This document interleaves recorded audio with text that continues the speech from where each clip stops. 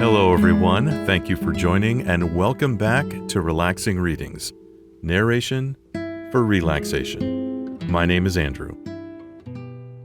Today, I'll be reading a classic American folktale about a giant lumberjack and his trusted companion, a blue ox.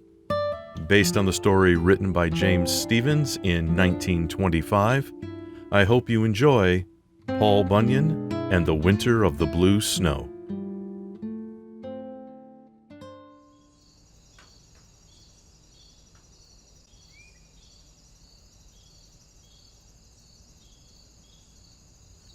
Paul Bunyan was the one historian of the useful and the beautiful. Other writers of history tell only of terrible and dramatic events. Therefore, the chronicles of Paul Bunyan, the mighty logger, the inventor of the lumber industry, the master orator of a land that has since grown forests of orators, his chronicles alone tell of the winter of the blue snow. Paul Bunyan lived at Thunder Bay. He dwelt in a cave that was as large as 10 mammoth caves, and which had a roof loftier than any tower or spire. But this cave was none too vast for Paul Bunyan, the one man of this region, but one man as great as a city of ordinary men. His tarps and blankets covered 1/4 of the cave floor. His hunting clothes, traps, and fishing nets filled another quarter, and the rest of the space was occupied by a fireplace and his papers and books. For Paul Bunyan was a student now. There had been a time when he had gone forth in the hunting and fishing season to gather the huge supplies of provender which he required, but now his days and nights were all spent with his books. Paul Bunyan's favorite food was raw moose meat, and after he found Niagara in the tall wolf country, he no longer needed to hunt. Each night Niagara, his trusted hound, trotted out in the darkness and carried mouthfuls of moose meat to the cave until he had a day's supply of meat for his master. Niagara was ever careful not to frighten the moose herds. He hunted stealthily and with quiet. The moose at night were only conscious of a dark cloud looming over them, then numbers of the herd would disappear without painful sound. So Paul Bunyan fared well on the moose meat which Niagara brought him, and he lived contentedly as a student in his cave at Thunder Bay. Each day he studied, and far into the night he figured.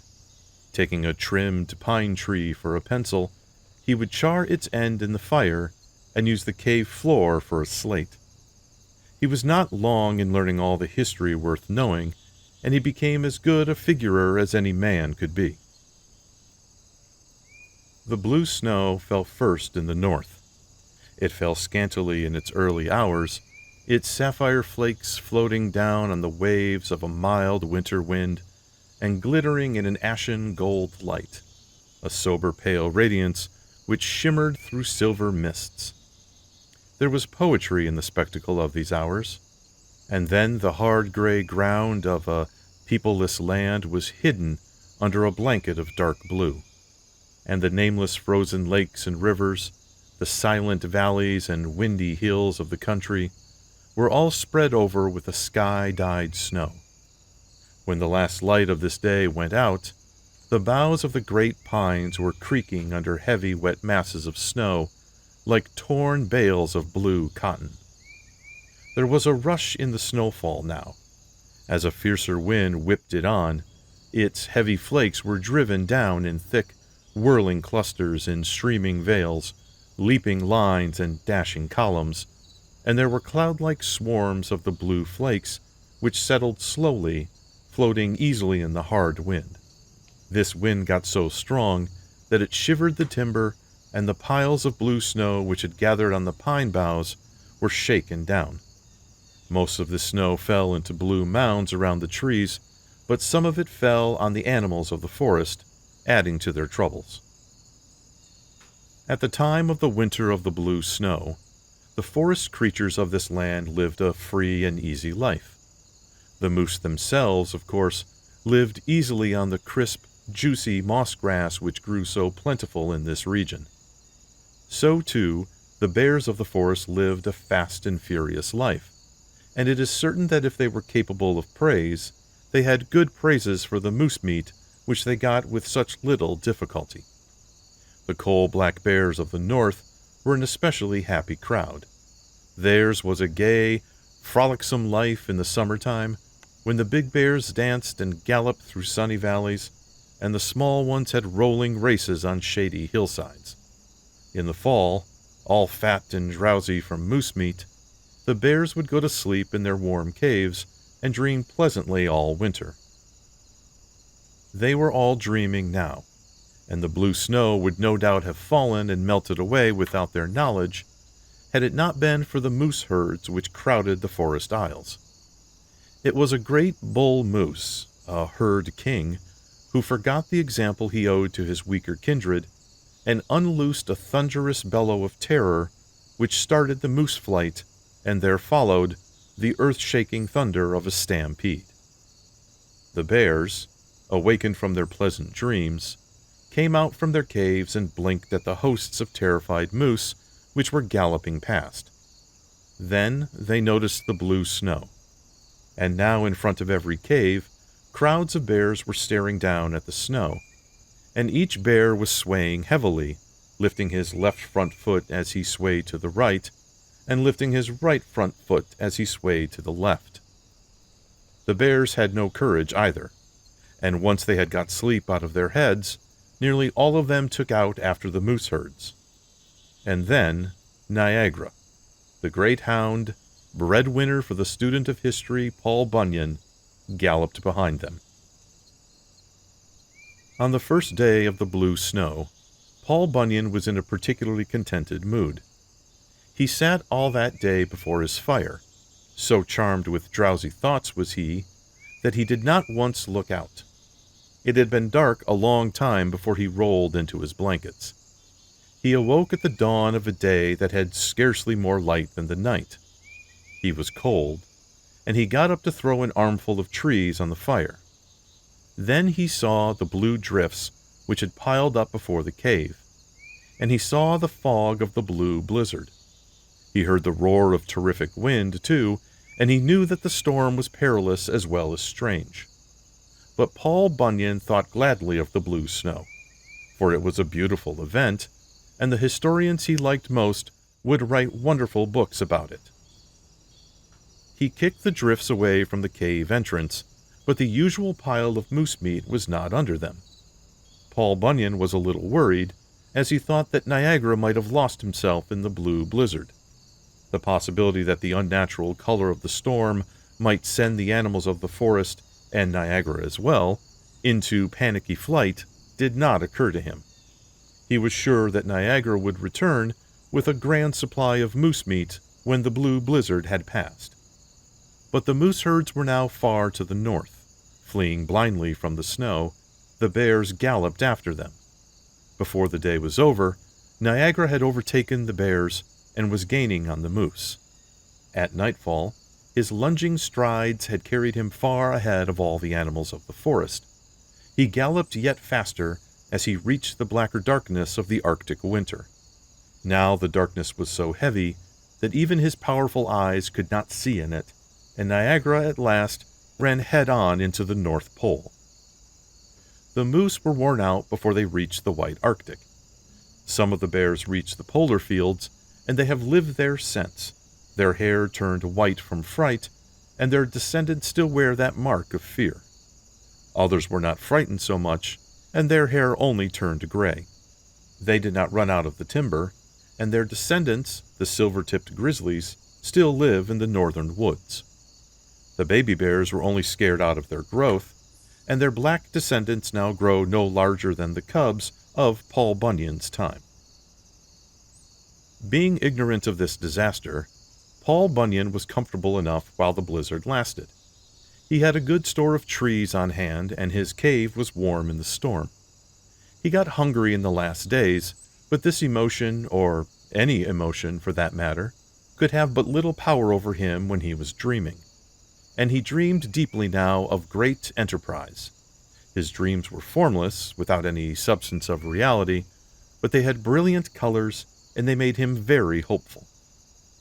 The sun shone at last from a whitish-blue sky, and the strange snow fell no more. A snapping cold was in the land, and pine boughs were bangled and brocaded with glittering blue crystals, and crusty blue snow crackled underfoot. Paul Bunyan strapped on his snowshoes and started out through the border forests. He was a kingly figure as he mushed through the pine trees, looming above all but the very tallest of them. He wore a wine-red hunting cap, and his glossy hair and beard shone under it with a blackness that blended with the cap's color perfectly.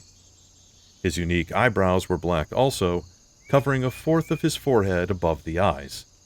They narrowed where they arched down under his temples, and they ended in thin curls just in front of his ears. His mustache had natural twirls, and he never disturbed it. He wore a yellow muffler this morning under his virile curly beard. His Mackinaw coat was of huge orange and purple checks. His Mackinaw pants were sober-seeming, having tan and light gray checks, but some small crimson dots and crosses brightened them. Green wool socks showed above his black boots, which had buckskin laces and big brass eyelets and hooks, and he wore striped mittens of white and plum color. Paul Bunyan was a gorgeous picture this morning in the frozen fields and forests, all covered with blue snow, which sparkled in a pale gold light. That day and the next, and for 5 more days, he searched in vain for Niagara, and neither did he see any moose herds in the woods, nor bears in their caves. Only the frost crackles broke the silences of the deserted blue forest, and at last Paul Bunyan returned to his cave. As Paul Bunyan lay sleepless in his blankets that night, his eyes gleaming through hedge-like eyelashes as their gaze restlessly followed the red flares that shot from the fire and streaked the walls and roof of the cave, a sustained crashing roar, as of the splintering of millions of timbers, brought him up suddenly. It was hushed for a short second, then a thudding boom sounded from Thunder Bay. Paul Bunyan leaped to the cave door, and in the moonlight he saw a white wave of water rolling over the blue beach. It came near to the cave before it stopped and receded. He pulled on his boots, and 2 strides brought him down to the bay. It had been covered with ice 7 feet thick, and the cakes of this broken ice were now tossing on heavy waters. Now Paul Bunyan saw 2 ears show sometimes above the billows. They were of the shape of moose ears, but enormous as his 2 forefingers. Paul Bunyan waded out into the waters, and he reached these ears a mile from shore. He seized them without fear, and he lifted. Now a head with closed eyes appeared, shoulders and forelegs, body and hips, rear legs and curled tail. It was a calf, newborn apparently, though it was of such a size that Paul Bunyan had to use both arms to carry it.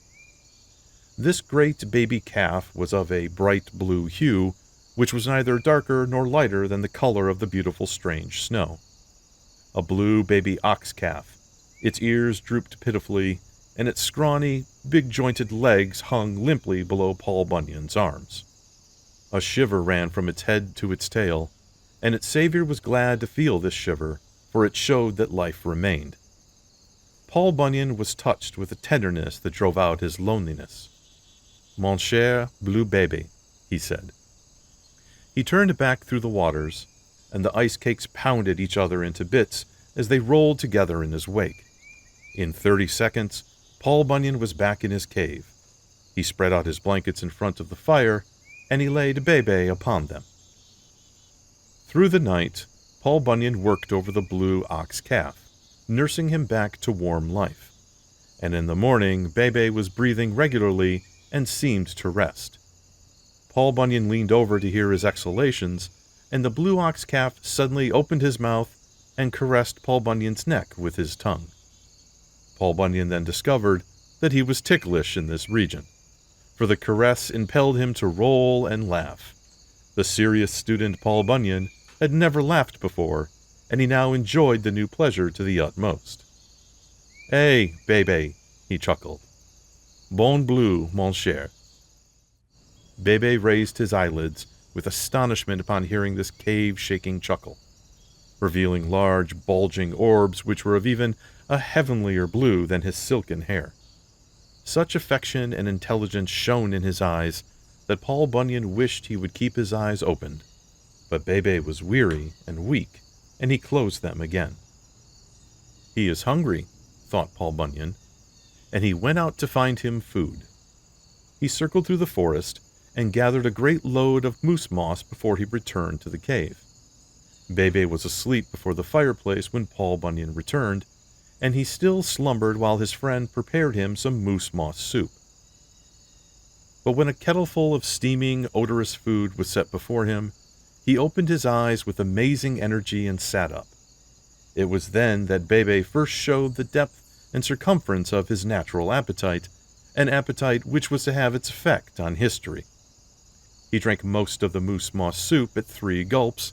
He seized the rim of the kettle in his teeth and tilted it up until even the last 10 gallons were drained out of it. Then, looking roguishly at Paul Bunyan the while, he bit off a large section of the kettle rim and chewed it down, switching his pretty tail to show his enjoyment. "Hey, Bebe," roared Paul Bunyan, doubling up with laughter for the second time in his life. And as he doubled over for another rare roar of laughter, he got one more surprise. He was struck with a terrific force from the rear and knocked flat. Paul Bunyan hit the cave floor so hard that its walls were shaken, and a cloud of stones dropped from the roof, covering him from his hips to his thighs. Paul Bunyan dug himself out with no displeasure. He was marveling too much to be wrathful. "There is strength in this baby animal," he thought. "Surely he has the muscle and energy for great deeds, for that was such a tremendous butting he gave me that I am more comfortable standing than sitting." So he stood, and admired this strong and energetic ox-calf, who was calmly seated on his haunches before the fireplace, now throwing his head to the right as he licked his right shoulder, now throwing his head to the left as he licked his left shoulder. While Paul Bunyan admired, he pondered. Then, even as Bebe had given him his first laugh, the ox-calf now showed him the outline of his first real idea. The thought struck him that his student's life was finally over. There was nothing more for him to learn. There was everything for him to do. The hour for action was at hand. Soon the well-fed blue ox-calf lay down and slept contentedly. But Paul Bunyan did not sleep. One after another, occupations, enterprises, and industries which would be worthy of his knowledge and his extraordinary mental and physical powers, and which would also offer labor great enough for Bebe when he was grown, were considered by Paul Bunyan. But nothing he thought about satisfied him in the least. Certainly he would have to invent something new, and as he thought of invention, his imagination blazed up like a fire in a dry forest. Wearied at last, he lay on his side, for he remembered his bruises, and he fell into a troubled sleep. Now he dreamed, and saw great blazing letters which formed the words, America. He dreamed again before morning, and in this second dream he saw no words but a forest. A flame like a scythe blade sheared through the trees, and they fell. Then Paul Bunyan saw in his dream a forest of stumps, and the trees were fallen among them. Now spring came, and Paul Bunyan determined to start out with his blue ox-calf and try to find the meanings of his dreams. The bright, warm hours of these days gave him a tormenting physical restlessness, and his imagination ranged through 1,000 lands, playing over 1,000 activities. It was certainly the time to begin a life's work. Each day Paul Bunyan pondered his 2 dreams without finding substantial meaning in them. The first one indicated that he should go to America, and this Paul Bunyan finally resolved to do, hoping that he would discover the work that was meant for him and the blue ox-calf. He knew that he could not fare worse in that land, for few of the animals of his native country had returned with the spring, and Paul Bunyan could not live well on a fish diet. Bebe's growing appetite, too, made some move a necessity, for the moose grass no longer grew, and moose moss was a dry food without nourishment in the summer. The more Paul Bunyan thought about America, the better he liked the idea of going there. Moose and grass, at least, were to be found across the border, and no doubt America was his land of opportunity. So one fine day, Paul Bunyan and Bebe came down to the border. The blue ox calf frolicked with his master, and bellowed happily when he saw the green grass and clover on the hills of America. He was for rushing over at once, but Paul Bunyan, the student, was not unmindful of his duty to his new country. He would not enter it without fitting ceremonies and pledges, though Bebe butted him soundly in resenting the delay. Now Paul Bunyan lifted his hand solemnly and spoke in the rightful language of America. "In becoming an American, I become Paul Bunyan," he declared. "Even so shall my blue ox calf be called Babe, and Bebe no longer. We are now Americans both, hearts, souls, and hides." Then the two great Americans leapt over the border. Freedom and inspiration and uplift were in the very air of this country, and Babe and Paul Bunyan got more noble feelings in every breath. They were greatly exhilarated physically at first, and they galloped over valleys and hills without looking about them, but only breathing this soul-flushing air and roaring and bellowing their delight in it. Before the day was over, though, Paul Bunyan sat down to ponder his second dream, letting Babe graze and roll on the clover-covered hills. He pondered and thought. He looked up to the shining among the clouds, he looked down into the vast valley, and then he seemed to see. By the holy old Mackinaw, he did see the forest of his second dream. And now he knew it. His life's work was to begin here. What greater work could be done in America than to make logs from trees, he cried. Logging. I shall invent this industry and make it into the greatest one of all time. I shall become a figure as admired in history as any of the great ones I have read about. Paul Bunyan then delivered his first oration. Imaginative and eloquent as it must have been, for only the blue ox calf was its listener. Paul Bunyan spoke of simple work for himself and Babe, but he tells us that the oration was not a long one, for the call to work came more insistently as he ended each period. At last, he had to answer this powerful call. He commanded, "Yea, Babe," and the baby blue ox and Paul Bunyan descended into the valley to begin the first logging in the American woods.